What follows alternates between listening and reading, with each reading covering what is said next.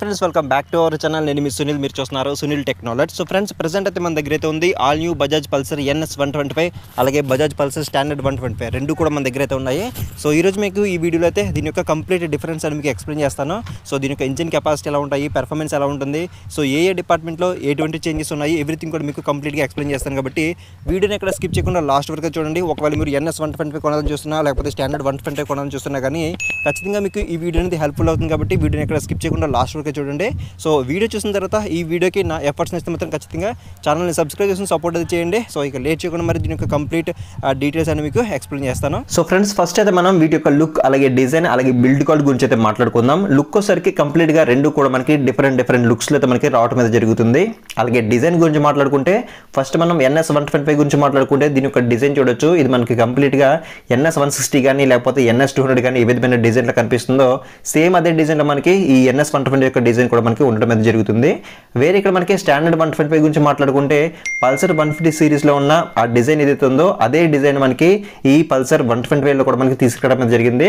So Pulsar 125 తీసుకున్నా లేకపోతే Pulsar 150 తీసుకున్నా కానీ సో డిజైన్లో మనకి ఎటువంటి చేంజ్ అయితే మనకి నోటీస్ చేయటైతే లేదు.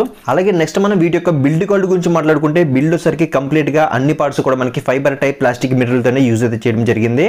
సో మనకి ఫ్రంట్ డూమ్ కానీ లేకపోతే మడ్ గార్డ్ కానీ లేకపోతే సైడ్ ప్యానల్స్ కానీ సో అన్ని కూడా మనకి కంప్లీట్గా ఫైబర్ టైప్ ప్లాస్టిక్ మెటీరియల్తోనే తీసుకురావడం అనేది జరిగింది. సో పల్సర్ 125 కానీ చూసుకుంటే మనకి ట్యాంక్ వచ్చరికి కంప్లీట్గా మనకి మెటల్ ట్యాంక్ అనేది అయితే ఆఫర్ చేస్తున్నారు. సో మెటల్ ట్యాంక్ మీద మనకి పల్సర్ 3D బ్యాడ్జింగ్ కూడా మనకి చాలా ప్రీమియంగా అయితే కనిపిస్తుంది. వేరే ఇక్కడ మనకి NS 125 కానీ చూసుకుంటే సో ట్యాంక్ వచ్చరికి దీంట్లో కంప్లీట్గా ఫైబర్ టైప్ ప్లాస్టిక్ మెటీరియల్తోనే దీని యొక్క ట్యాంక్ కూడా మనకి డిజైన్ అయితే చేశారని చెప్పొచ్చు. అలాగే నెక్స్ట్ మనం వీటి యొక్క డైమెన్షన్ గురించి మాట్లాడుకున్నట్టయితే NS 120 యొక్క టోటల్ లెంత్ అనేది 2012 mm అయితే ప్రొవైడ్ చేస్తున్నారు. అలాగే విడ్త్ వచ్చరికి 810 mm అయితే ఉంటుంది. అలాగే గ్రౌండ్ క్లియరెన్స్ వచ్చరికి 179 mm అనేది గ్రౌండ్ క్లియరెన్స్ మనకి దీనిలో అయితే ప్రొవైడ్ చేస్తున్నారు. అలాగే నెక్స్ట్ మనం ఈ బైక్ యొక్క వెయిట్ వచ్చరికి 144 kgs అయితే ఉంటుంది. ఈ బైక్ యొక్క టోటల్ వెయిట్ అని చెప్పొచ్చు.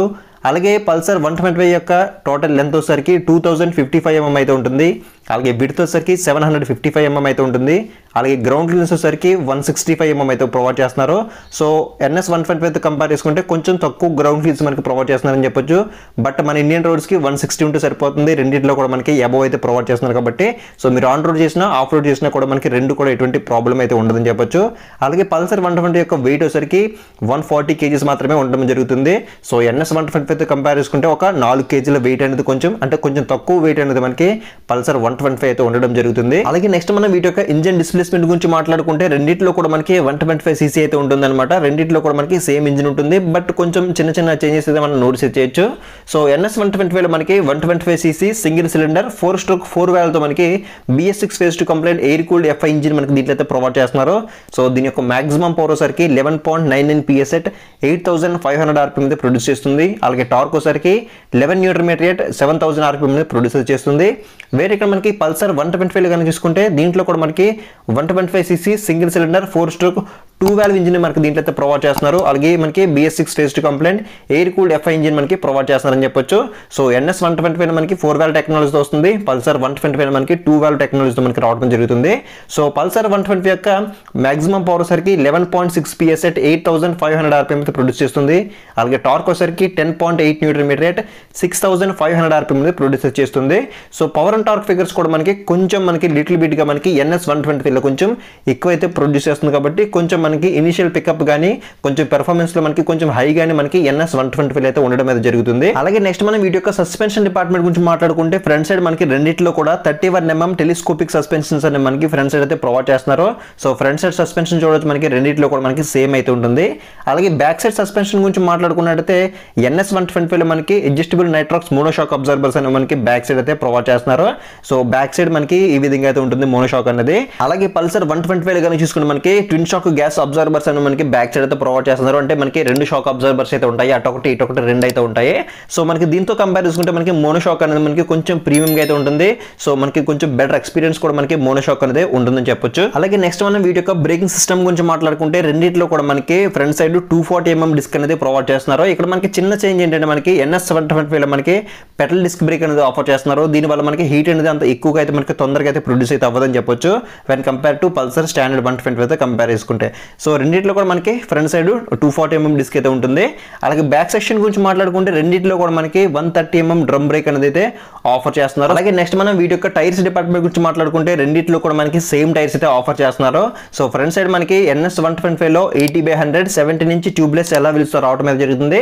సో ఇక్కడ మనకి ఎలా వీల్ యొక్క డిజైన్ అయితే మనకి కంప్లీట్ గా చేంజ్ అయితే చేస్తారని చెప్పొచ్చు. రెండింటికి డిఫరెన్స్ అయితే ఉంటుంది, ఇదైతే మీరు నోట్స్ అయితే చేయొచ్చు. ఇక్కడ మనకి పల్సర్ స్టాండర్డ్ వేరియంట్ లో కనుక చూసుకుంటే ఫ్రంట్ సైడ్ మనకి ఇక్కడ కూడా మనకి 80/100 70 నుంచి ట్యూబ్లెస్ ఎలా వీల్స్ రావడం అయితే జరుగుతుంది.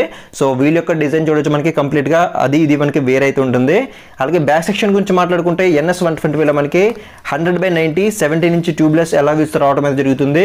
సో వేరే ఇక్కడ మనకి స్టాండర్డ్ 125లో కూడా మనకి 100/90 70 నుంచి ట్యూబ్లెస్ ఎలా వీల్స్ అయితే రావడం జరుగుతుంది. సో టైర్స్ డిపార్ట్మెంట్ లో మనకి ఎటువంటి చేంజ్ అయితే లేదని చెప్పొచ్చు. అలాగే నెక్స్ట్ మనం వీటి యొక్క ట్రాన్స్మిషన్ గురించి మాట్లాడుకుంటే రెండిట్లో కూడా మనకి 5 స్పీడ్ మాన్యువల్ ట్రాన్స్మిషన్ అయితే ప్రొవైడ్ చేస్తున్నారు. సో స్టాండర్డ్ వేరియంట్ లో కనుక చూసుకుంటే మనకి హీల్ అండ్ త్రో షిఫ్టర్ అయితే ఉంటుంది. సో ఇది మనకి కొంచెం ఇరిటేట్ అయితే చేస్తుంది సౌండ్, మన గేర్స్ అయితే మార్చినప్పుడు ఒకసారి మీరు అబ్జర్వ్ చేయండి. అలాగే NS125 యొక్క ట్రాన్స్మిషన్ గురించి మాట్లాడుకుంటే దీంట్లో మనకి ఓన్లీ త్రో షిఫ్టర్ మాత్రమే అయితే ఉంటుంది. సో దీంట్లో మనకి గేర్స్ అనేవి చాలా స్మూత్ గా అయితే పడతాయి. అలాగే నెక్స్ట్ మనం దీంట్లో ఉన్న ఫుడ్ ప్యాక్స్ గురించి మాట్లాడుకుంటే NS125 మనకి రైడర్ ఫుట్ రెస్ట్ అనేది మంచి క్వాలిటీ అయితే ఉంటుంది. అలాగే బ్యాక్ సైడ్ కూడా మనకి మెటల్ ప్యాసింజర్ ఫుట్ రెస్ట్ అనేది మనకి ప్రొవైడ్ చేస్తున్నారు. సో ఇవి మనకి కొంచెం ప్రీమియం గా అయితే ఉంటాయి. బట్ ఇక్కడ మనకి స్టాండర్డ్ 125 కనుక చూసుకుంటే సో మనకి బేసిక్ రైడర్ ఫుట్ రెస్ట్ కానీ ప్యాసింజర్ ఫుట్ రెస్ట్ కానీ అయితే మనకి ప్రొవైడ్ చేస్తున్నారు. అలాగే రెండిట్లో కూడా మనకి సైడ్ స్టాండ్ అలాగే సెంటర్ స్టాండ్ రెండిట్లో కూడా ఉంటాయని చెప్పొచ్చు. అలాగే నెక్స్ట్ మనం వీటి యొక్క డ్రైవ్ టైప్ గురించి మాట్లాడుకుంటే NS125 మనకి కంప్లీట్ గా ఓపెన్ టైప్ చైన్ తో అయితే రావడం అయితే జరుగుతుంది.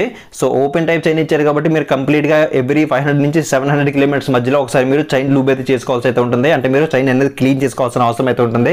బట్ ఇక్కడ మనకి స్టాండర్డ్ 125 కనుక చూసుకుంటే ఇక్కడ మనం కంప్లీట్ గా క్లోజ్ టైప్ చైన్ అయితే మనకి ప్రొవైడ్ చేశారు కాబట్టి సో మనం చైన్ లూబ్ చేయాల్సిన అవసరం అయితే ఉండదు. ఇది ఒక మంచి విషయం అని చెప్పొచ్చు దీంట్లో కనుక చూసుకున్నట్టయితే. అలాగే ఇక్కడ చూడొచ్చు మనకి పల్సర్ స్టాండర్డ్ 125 మనకి శారీ గార్డ్ ఉంటుంది. అలాగే స్టెప్ ఫుట్ రెస్ట్ రెండు కూడా మనకైతే ప్రొవైడ్ చేస్తున్నారు. సో శారీ గార్డ్ అనేది లేడీస్ కి బాగా యూస్ఫుల్ అని చెప్పొచ్చు.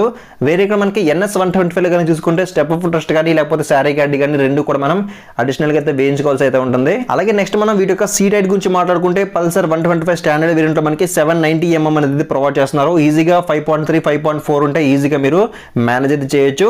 సో పల్సర్ 125 మనకి స్టాండర్డ్ వేరియంట్ లో సింగిల్ లాంగ్ సీట్ అయితే ఉంటుంది. సో మెయిన్ హైలైట్ ఏంటంటే దీంట్లో మనకి సింగిల్ లాంగ్ సీట్ ఉంటుంది కాబట్టి ఫ్యామిలీకి కోసం చూస్తుంటే కనుక ఇది మీకు పర్ఫెక్ట్ వెహికల్ అయితే అవుతుంది. సో సీట్ యొక్క క్వశ్చన్ కూడా మనకి చాలా బాగుంటుందని చెప్పొచ్చు. బ్యాక్ సైడ్ మనకి క్లోజ్డ్ గ్రాబ్ రేల్స్ అయితే ప్రొవైడ్ చేస్తున్నారు.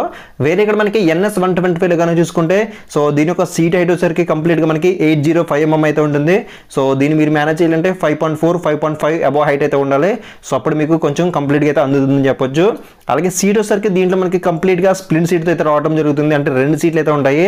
సో రైడర్ ఒకటి పిలియన్ ఒకటి 2 సీట్లు అయితే ఉంటాయి. సో ఒకవేళ మీరు యూత్ అయితే కనుక అప్పుడు మీరు ఈ బైక్ అయితే చూస్ అయితే చేసుకోవచ్చు. సో ఒకవేళ మీరు ఫ్యామిలీ పర్పస్ లో తీసుకోవాలనుకుంటే కనుక మీరు అక్కడ స్టాండర్డ్ వేరియంట్ తీసుకోవచ్చు. అలాగే నెక్స్ట్ మనం వీటి యొక్క ట్యాంక్ కెపాసిటీ అండ్ మైలేజ్ గురించి మాట్లాడుకుంటే ట్యాంక్ వచ్చేసరికి రెండింటిలో కూడా మనకి సిమిలర్ గా ఉంటుందని చెప్పొచ్చు. స్టాండర్డ్ వేరియంట్ లో మనకి 11.5 లీటర్స్ అయితే ఉంటుంది. సో NS125 మనకి 12 లీటర్స్ అయితే ఉంటుంది. జస్ట్ మనకి ఒక హాఫ్ లీటర్ మాత్రమే డిఫరెన్స్ అయితే ఉంటుందని చెప్పొచ్చు. సో మైలేజ్ గురించి మాట్లాడుకుంటే రెండింటిలో కూడా మనకి కొంచెం ఈక్వలెంట్ గానే వచ్చే అవకాశం అయితే ఉంది. ఈజీగా ఒక 55 కిలోమీటర్స్ అనేది ఎక్స్పెక్ట్ చేసి సో ఈ రెండు బైక్స్ మనం కన్సిడర్ అయితే చేయొచ్చు. మీలో ఎవరైనా ఈ బైక్స్ యూస్ చేస్తే మాత్రం మీ బైక్ అనేది ఎన్ని కిలోమీటర్స్ మైలేజ్ ఇస్తుందో కింద కామెంట్ సెక్షన్ అయితే కామెంట్ చేయండి. సో సూన్ ఈ బైక్ సంబంధించిన కంప్లీట్ మైలేజ్ టెస్ట్ వీడియో కూడా మన ఛానల్లో అప్డేట్ అయితే చేస్తాను కాబట్టి ఇంకా ఎవరైనా ఛానల్ని సబ్స్క్రైబ్ చేసుకొని చూస్తే మాత్రం ఛానల్ని సబ్స్క్రైబ్ చేసుకుని పక్కన నోటిఫికేషన్ బెల్ అనేది యాక్టివేట్ అయితే చేసుకోండి. అలాగే నెక్స్ట్ మనం వీటి యొక్క లైటింగ్ డిపార్ట్మెంట్ గురించి మాట్లాడుకున్నట్టయితే హెడ్ ల్యాంప్ అనేది మనకి కంప్లీట్ గా NS125 మనకి హాలోజన్ హెడ్ ల్యాంప్ అని మనకి ప్రొవైడ్ చేస్తున్నారు. సో కింద చూడొచ్చు మనకి 2 DRS అయితే కనిపిస్తున్నాయి కదా, కొంచెం యూనిక్ అయితే ఉంటుంది డిజైన్ అనేది. అలాగే ఇక్కడ మనం స్టాండర్డ్ 125 కానీ చూసుకుంటే దీంట్లో కూడా మనకి కంప్లీట్ గా హెడ్ ల్యాంప్ అని మనకి హాలోజన్ బల్బ్ అయితే మనకి ప్రొవైడ్ చేస్తున్నారు. సో దీంట్లో మనకి DRLs అనేవి మనకి 2 పైన అయితే ప్రొవైడ్ చేస్తున్నారు. అలాగే నెక్స్ట్ మనం టర్న్ ఇండికేటర్స్ గురించి మాట్లాడుకుంటే టర్న్ ఇండికేటర్స్ అనేవి రెండిట్లో కూడా మనకి కంప్లీట్ గా బోత్ ఫ్రంట్ అలాగే బ్యాక్ రెండు వైపులో కూడా మనకి టర్న్ ఇండికేటర్స్ అనేవి బల్బ్ టైప్ టర్న్ ఇండికేటర్స్ మనకి ప్రొవైడ్ చేస్తున్నారు. రెండిట్లో కూడా మనకి స్ట్రెచబుల్ అయితే ప్రొవైడ్ చేస్తున్నారు అనమాట. అలాగే టైల్ ల్యాంప్ గురించి మాట్లాడుకుంటే రెండిట్లో కూడా మనకి కంప్లీట్ గా LED టైల్ ల్యాంప్ అనేది ఆఫర్ చేస్తున్నారు. బట్ ఇక్కడ ఏంటంటే డిజైన్ అనేది కొంచెం చేంజ్ అయితే చేశారని చెప్పొచ్చు. NS120 యొక్క టైల్ ల్యాంప్ యొక్క డిజైన్ అనేది వేరే అయితే ఉంటుంది. పల్సర్ 125 స్టాండర్డ్ యొక్క టైల్ ల్యాంప్ యొక్క డిజైన్ అనేది కొంచెం డిఫరెంట్ గా అయితే ఉంటుంది. సో రెండిట్లో మీ ఫేవరెట్ టైల్ ల్యాంప్ ఏది కింద కామెంట్ సెక్షన్ అయితే కామెంట్ చేయండి. అలాగే నెక్స్ట్ మనం వీటి యొక్క హ్యాండిల్ బార్ గురించి మాట్లాడుకుంటే హ్యాండిల్ బార్ అనేది రెండిట్లో కూడా మనకి క్లిప్ ఆన్ హ్యాండిల్ బార్స్ అనేవి ప్రొవైడ్ చేస్తున్నారు. సో రెండిట్లో కూడా మనకి హ్యాండిల్ బార్ యొక్క కంఫర్ట్ అనేది వేరే లెవెల్ అయితే ఉంటుందని చెప్పొచ్చు. సో హ్యాండిల్ బార్ మీద ఉన్న స్విచెస్ గురించి మాట్లాడుకుంటే రెండిట్లో కూడా మనకి సేమ్ స్విచ్ అయితే ప్రొవైడ్ చేస్తున్నారని చెప్పొచ్చు. డెడికేటెడ్ పాస్ స్విచ్ కానీ లేకపోతే హై బీమ్ లో బీమ్ స్విచ్ కానీ ఇక సిగ్నల్ ఇండికేటర్ స్విచ్ ఉంటుంది. అలాగే హార్న్ అయితే ఉంటుంది. సో హార్న్ యొక్క లౌడ్నెస్ ఒకసారి చెక్ చేద్దాం. అలాగే నెక్స్ట్ అయితే మనం దీని యొక్క కీ అయితే చూద్దాము. NS120 యొక్క కీ అనేది చూడడానికి ఈ విధంగా అయితే ఉంటుంది. అలాగే స్టాండర్డ్ వేరియంట్ యొక్క కీ అనేది చూడడానికి ఈ విధంగా అయితే ఉంటుంది. అలాగే నెక్స్ట్ మనం వీటి యొక్క కన్సోల్ గురించి మాట్లాడుకుంటే కన్సోల్ అనేది రెండిట్లో కూడా మనకి semi digital plus analogue console అనేది మనకి ప్రొవైడ్ చేస్తున్నారు. సో రెండిట్లో కూడా మనకి ఆల్మోస్ట్ సేమ్ ఫీచర్స్ అయితే ప్రొవైడ్ చేస్తున్నారని చెప్పొచ్చు. రెండిట్లో కూడా మనకి స్పీడోమీటర్ కానీ ఓడోమీటర్ కానీ ట్రిప్ మీటర్ కానీ లేకపోతే యావరేజ్ ఫ్యూల్ ఎకానమీ కానీ DTE కానీ క్లాక్ కానీ సో అన్ని కూడా మనకి రెండిట్లో అయితే ప్రొవైడ్ చేస్తున్నారు. లో బ్యాటరీ ఇండికేటర్ కానీ సో అన్ని కూడా మనకి సేమ్ ఫీచర్స్ అనేవి రెండిట్లో కూడా అయితే ప్రొవైడ్ చేస్తున్నారని చెప్పొచ్చు. ఇక ఫైనల్ గా మనం మేజర్ గా మాట్లాడుకోవాల్సింది దీంట్లో మనకి చాసెస్ అని చెప్పొచ్చు. NS120 లో మనకి పెరిమీటర్ చాసెస్ అనేది యూజ్ అయితే చేశారు. వేరే ఇక్కడ మనకి పల్సర్ స్టాండర్డ్ వేరియంట్ లో కనుక చూసుకున్నట్లయితే so single down tube chassis frame అనేది యూజ్ అయితే చేశారు. సో దీంతో కంపేర్ చేసుకుంటే మనకి NS120 యొక్క పెరిమీటర్ చాసెస్ అనేది సో నెక్స్ట్ లెవెల్ అయితే ఉంటుందని చెప్పొచ్చు. మనకి రైడింగ్ స్టెబిలిటీని ఇంప్రూవ్ అయితే చేస్తుందని చెప్పొచ్చు ఈ పెరిమీటర్ చాసెస్ అనేది. ఇక ఫైనల్ గా మనం వీటి యొక్క ఎగ్జాస్ట్ నోట్ విందాం. ఎగ్జాస్ట్ నోట్ విన్న తర్వాత వీటి యొక్క ప్రైస్ డీటెయిల్స్ గురించి అలాగే ఏ బైక్ ఎవరు తీసుకుంటే బాగుంటుందో మాట్లాడుకుందాం.